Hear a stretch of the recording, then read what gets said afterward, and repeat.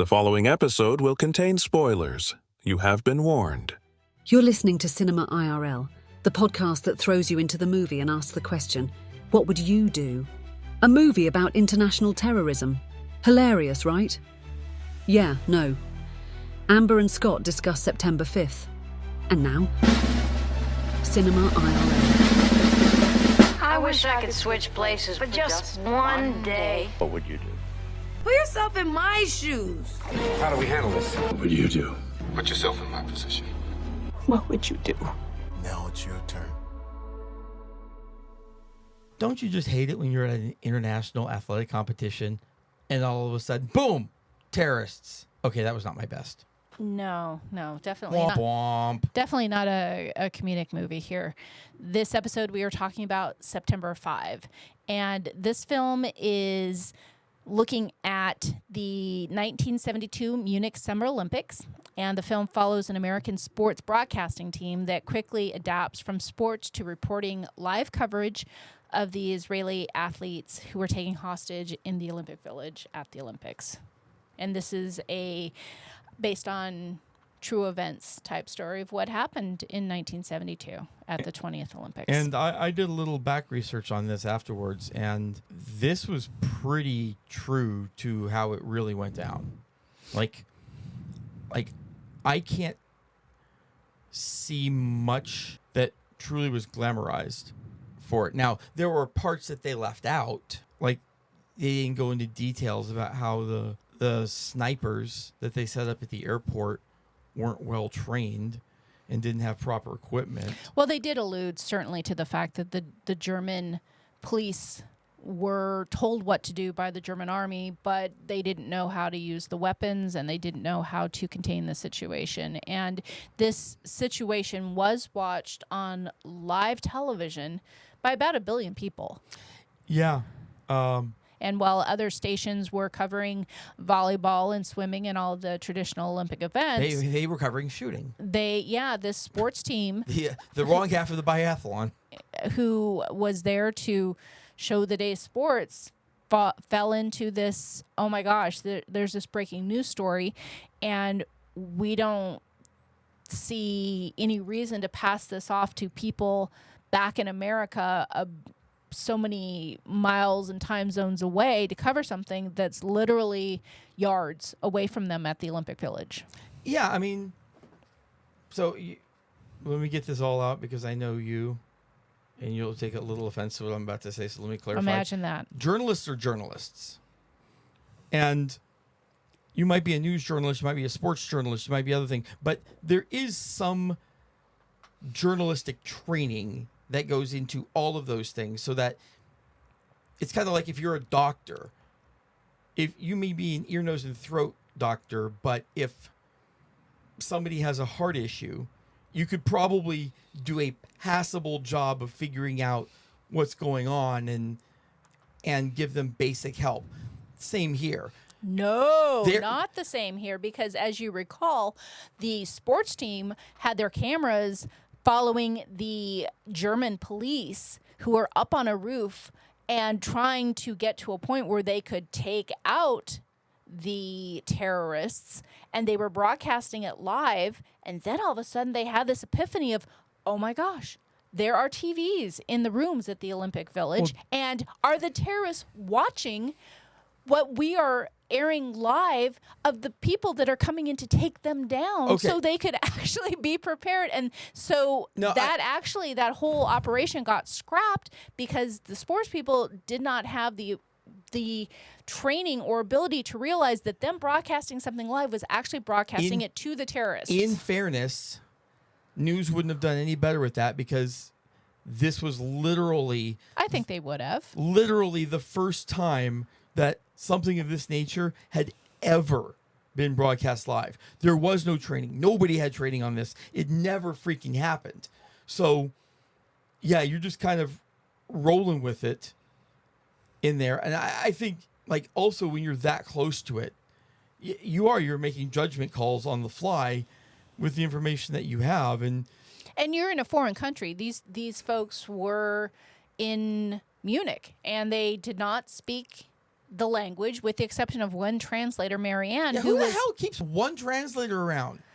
Yeah, and you so should have several translators around. You would think so, but Marianne was the one and only person on the team in that entire building, and so they relied on her heavily to listen to the police scanners and translate interviews and listen to radio reports and to help fill in the gaps of what was happening, because all of this information was coming in rapid fire, and the situation was changing minute to minute, and had it not been for Marianne, the translator, they really would have been up against it because they wouldn't have known what was been going down. Well, one could argue that them being up against it might not have been the worst thing in the world, because then they're not following the story, and then it's not getting broken on live television. So what would we do? So you were saying that, journalists are journalists. So what would you... Journalists are journalists is that they have similar baseline training, and then it obviously branches from there, but they understand basic journalistic principles, just like all doctors are going to understand some basic medical principles. All lawyers understand basic legal principles. Okay, sure. So what would you do? With what? In any of the situation of... I would get more than one translator. Okay, so you'd hire a translator. Damn straight. I'd bust out Google Translate. Well, that was not a thing in 1972. Yeah. Okay, so you'd put in a purchase order for a new translator or a secondary translator. This is true. I would. Okay.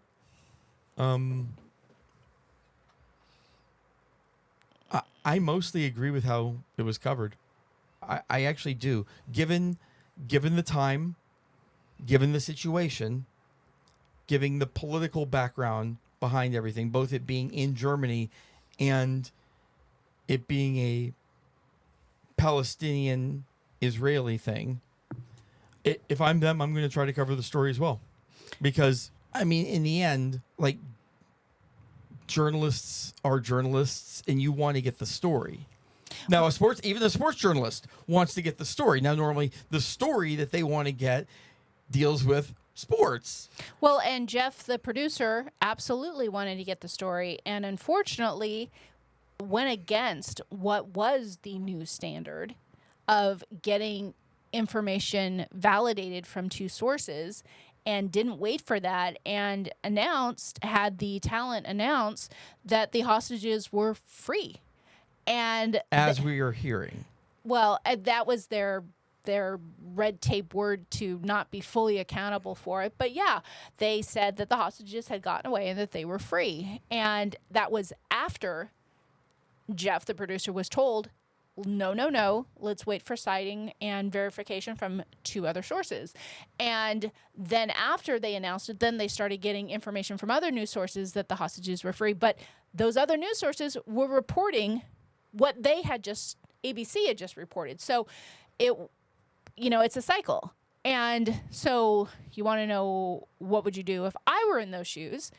As our audience likely doesn't know, because they have no reason to know, my first job out of college was as a TV news reporter. And I can tell you, when you talk about journalistic training, the difference is when you were in news, you would wait for those two confirmed verification sources.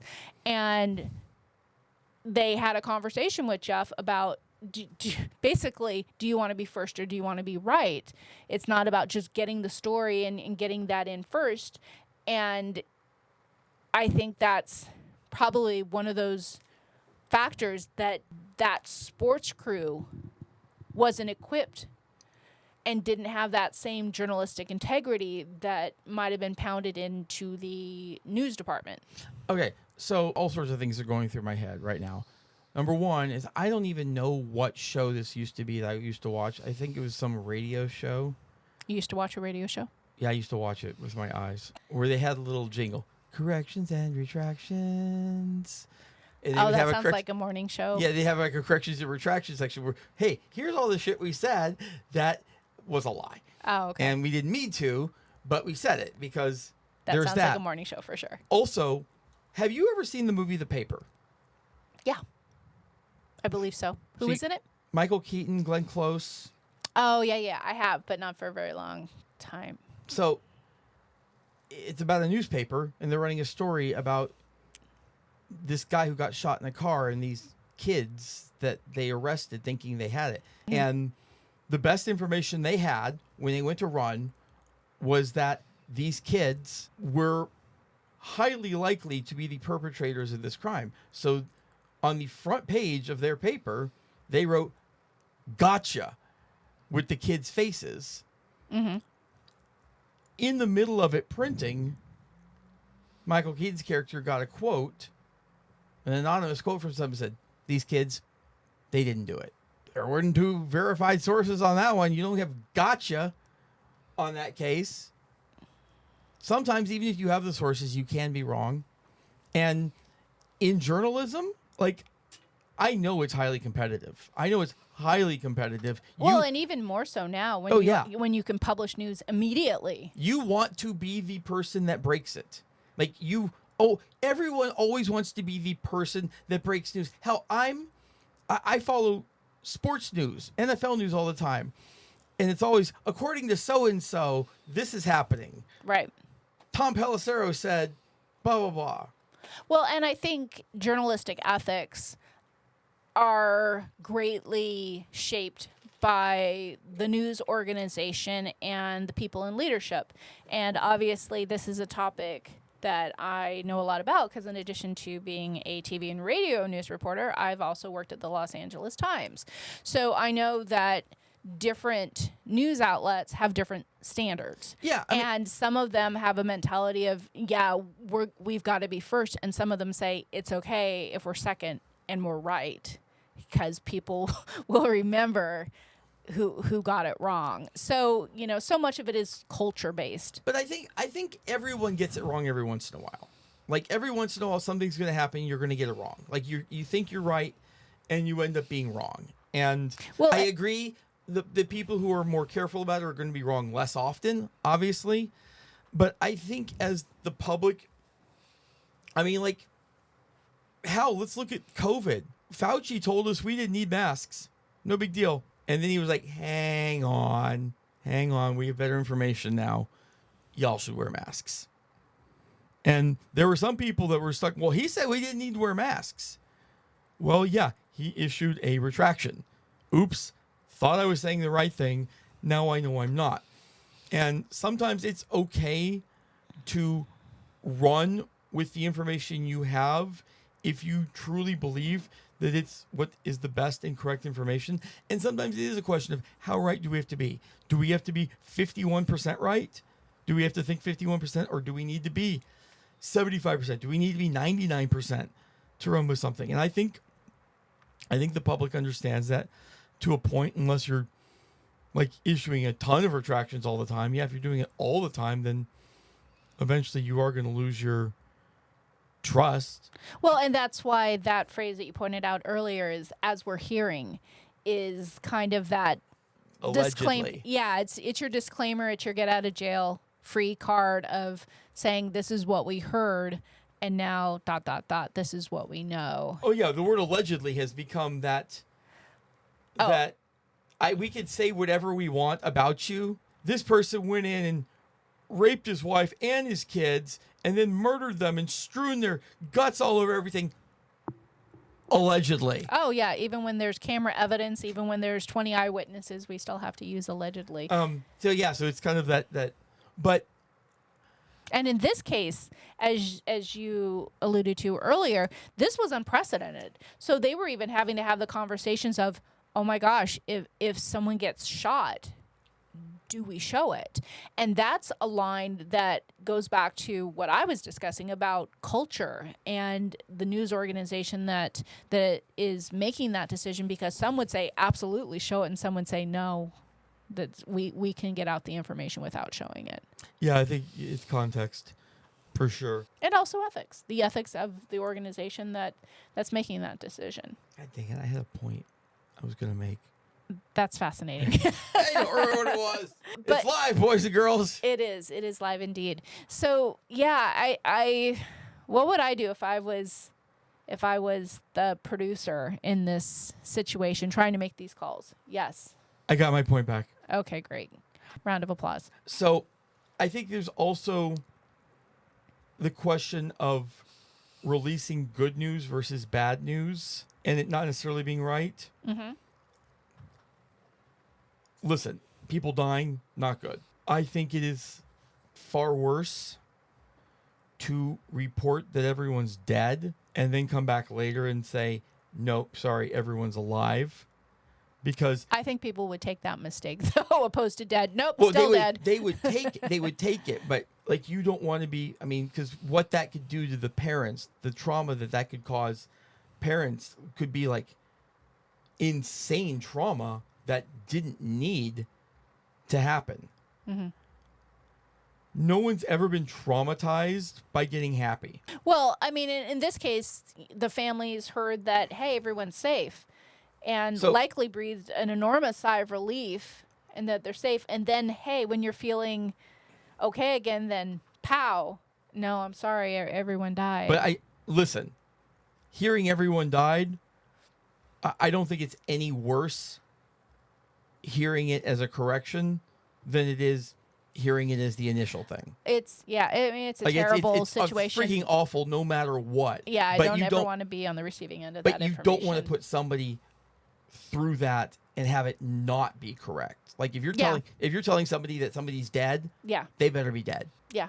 So because the news they were going live with was everyone's safe, I think that was okay to run with. If the news had been everyone's dead, you need that verified before you don't allege it. You can't allege it, or as we're hearing that one. Right. So I do think the type of news is extremely important. Yeah, no, that's a valid point. And, all considering that the Olympics had only recently even been televised. Yeah, that was the first Olympics that had ever actually been televised to a worldwide audience. Yeah, so there were so many firsts in this situation, and one of the reporters on site was a younger Peter Jennings, and one of the sports reporters on site for the Olympics was a Howard Cosell. Yes, Howard Cosell. Yeah, so you certainly had the nostalgic flashbacks. Bad Howard Cosell impression. That's okay. You're good with most of your impressions. So yeah, this was definitely as in a what would you do? I think all of us would be challenged in that situation of, wow, events are moving so incredibly quickly and it's a literal life and death situation, no metaphor about it. And I think in those situations we all do the best that we can because it's literally unprecedented and the stakes are so incredibly high. Yeah. I mean, but as a journalist, it's ingrained in you. I mean, it's got to be. Get the story. Yeah. Right? I mean, am I wrong? Yeah. I mean, and the story is always about the people. That is the fundamental part to reporting. Whether it's sports or news, it's the people. You're not ever reporting the news at a 500-foot overview. It's always the people. Oh, that is foundational to. But as a journalist, if there is a story, you want to get it. I'm like, it's ingrained in who.